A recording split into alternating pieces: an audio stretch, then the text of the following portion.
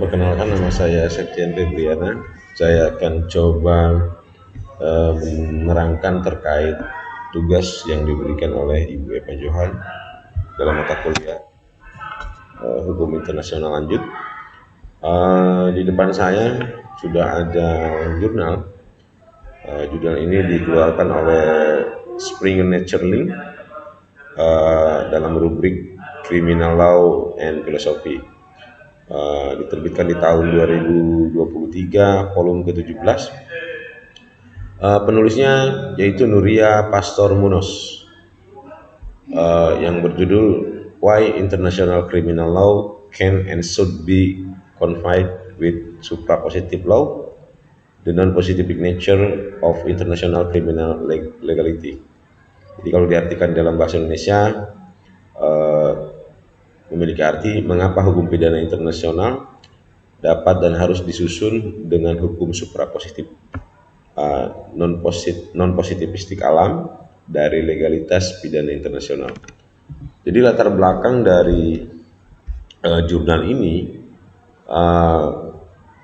adalah bahwasanya penulis menemukan celah kesalahan kepada putusan-putusan pada persidangan pidana internasional, di mana persidangan tersebut tidak memiliki kekuatan hukum yang kuat dalam proses beracara dan menentukan kesalahan setiap pelaku kejahatan internasional.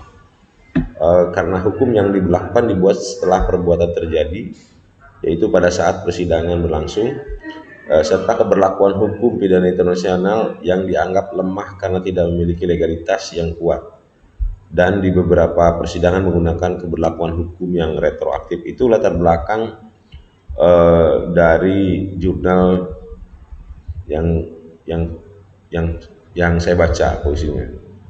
Tujuan dari penulis, utama penulis itu ada tiga yang saya lihat. Yang pertama itu penulis menginginkan perspektif yang sama terkait harus adanya hukum yang dapat menaungi secara umum di atas hukum positif di setiap negara, yaitu hukum suprapositif itu. Dua, mengedepankan hukum yang universal bersifat seperti sifat hukum alam. Yang ketiga, penulis menyodorkan gagasan dari nilai Gustav Redbruch terkait sistem nilai baik keadilan, kemanfaatan, dan kepastian untuk menjadi pengikat yang akan membantu keabsahan pada persidangan internasional. Ide tulisan dalam artikel atau dalam jurnal ini itu pemikiran penulis yang mengedepankan bahwasanya harus ada hukum yang lebih luas mengikat dari keberlakuan hukum positif yang hanya berlaku kepada negara-negara yang mengacu pada nilai-nilai atau prinsip-prinsip yang dianggap berada di atas hukum positif. Jadi yaitu hukum suprapositif, hukum yang berlaku secara umum dan ditegakkan gitu posisinya. Merujuk kepada pemikiran Gustav Redbruch yang mengedepankan sistem nilai dalam hukum, penulis mengungkapkan akan pentingnya mengikat ide Gustav Redbruch ini sebagai nilai pengikat bahwasanya kejahatan itu sifatnya tetap kejahatan dan harus diadili, sehingga keberlakuan hukum pidana internasional itu dapat mengikat keberlakuannya. Kalau dalam bahasa hukum kemungkinan mala in se, artinya jahat memang sudah sifatnya dan memang harus diadili gitu posisinya. Artikel hukum internasional ini memiliki beberapa sudut pandang yang relevan dengan Indonesia, di mana tidak hanya sistem nilai termasuk gagasan Gustav Redbruch saja yang menjadi tujuan dalam hukum, tapi dalam konteks filsafat terdapat norma moral yang relevan bahwasanya kejahatan harus diadili dan moral itu sendiri berisikan keadilan, kesejahteraan, dan kepastian.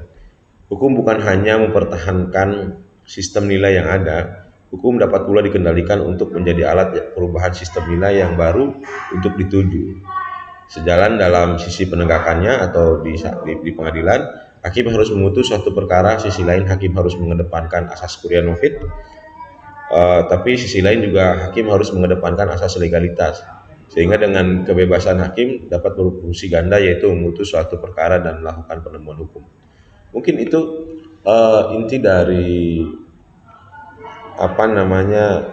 jurnal atau artikel, tapi kalau di sini jurnal ya, jurnal yang Septian terima sebagai tugas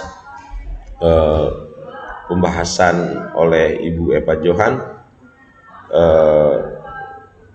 mudah-mudahan bisa dimengerti oleh semua rekan-rekan. Bila taufiq hidayah, assalamualaikum warahmatullahi wabarakatuh. Terima kasih.